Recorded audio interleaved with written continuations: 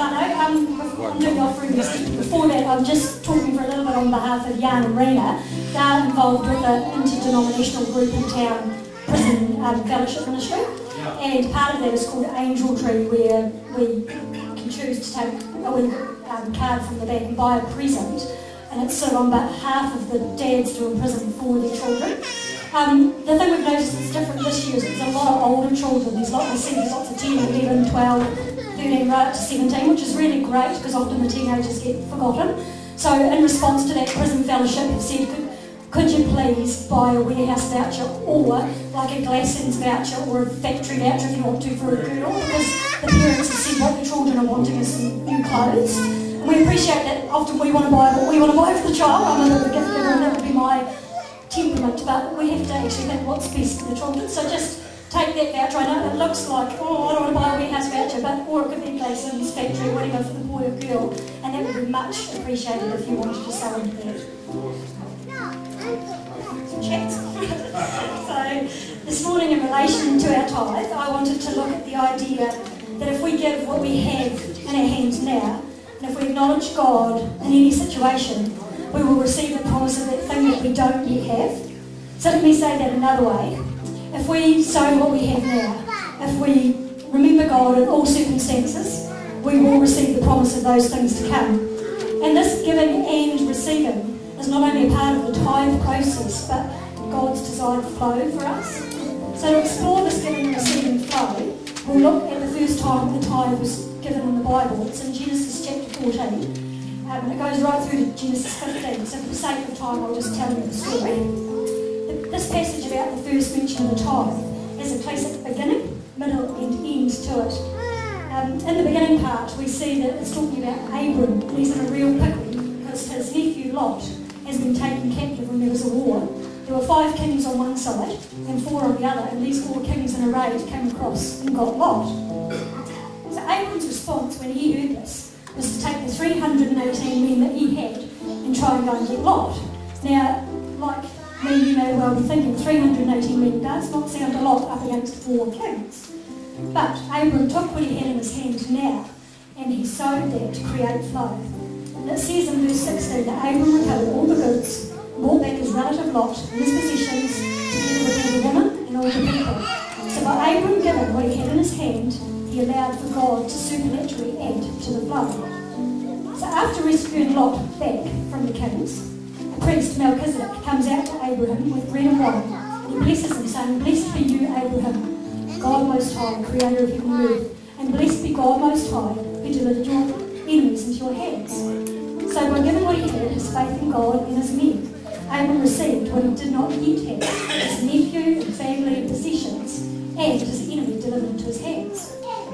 So at this time, Abram then gave the priest a tenth of everything he had, the first tithe. Then we get to the middle part of the story. In verse 21, we see a test for Abraham straight after he's given the tithe. His enemy, the king of Sodom, said to Abraham, "You give me the people and you can keep all the goods for yourself." So Abram responded to this choice by his enemy by saying, "I've raised my hand to God Most High and I'll accept nothing from the king of Sodom." So Abram stayed in the flow by lifting his hand to God during his trial. This temptation came in the midst of the need for Abram's own personal breakthrough. And here we get to the end part of the tithe passage, because we see as the scriptures carry on into Genesis chapter 15, that this is when God speaks to Abraham's struggle about something he still did not yet have, a son and an heir. So Abram and Sarah were childless, and during this personal heartache and struggle, Abram was faithful to use what was in his hand now. And while Abram received his nephew, family, possessions, and enemies back into his hand, he was about to experience an even greater truth about God.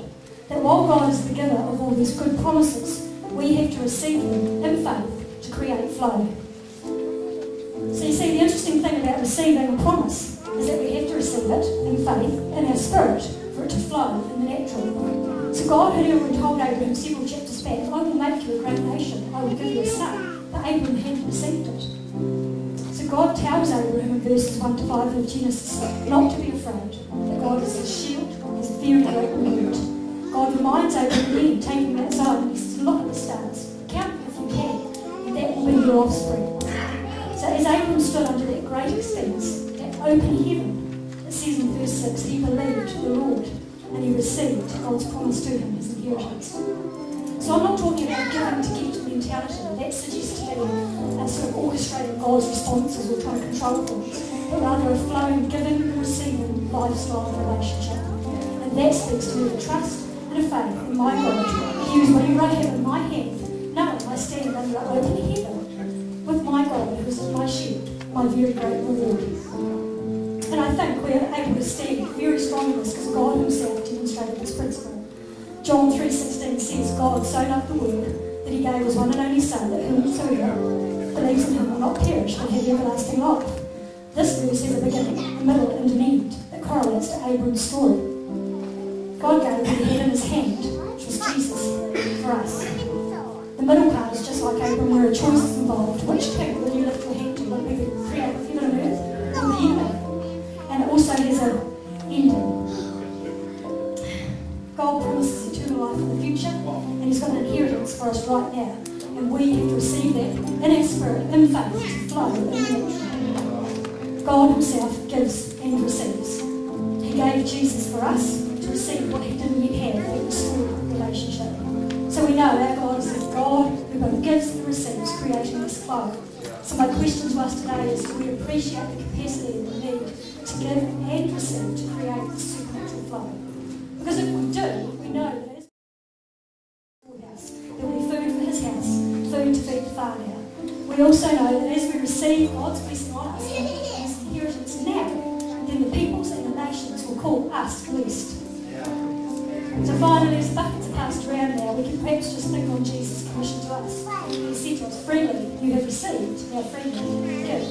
We know that as we give whatever we have in our hand, or as we receive our inheritance, either way, we're in the flow of blessing.